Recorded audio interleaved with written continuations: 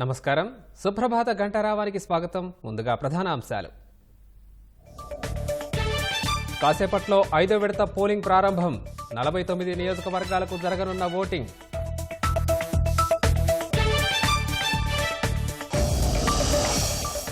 రాష్ట్రంలోని హింసాకాండపై రెండో రోజు సిట్ విచారణ.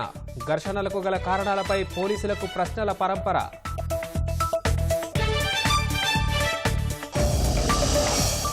వైకాపా నాయకులు కొట్టలేదనడంపై పులివర్తి నాని విస్మయం. తప్పక న్యాయం జరుగుతుందని సిట్ విచారణ అనంతరం ఆశాభావం.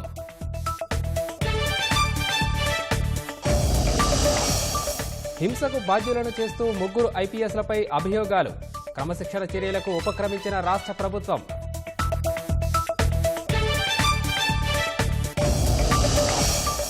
పొలాలన్నీ దున్నేశాక రబీ పంట నష్టానికి ప్రభుత్వం లెక్కలు. వైకాపా నేతలు కార్యకర్తల కరువు తీర్చడానికా అంటూ ప్రశ్నలు.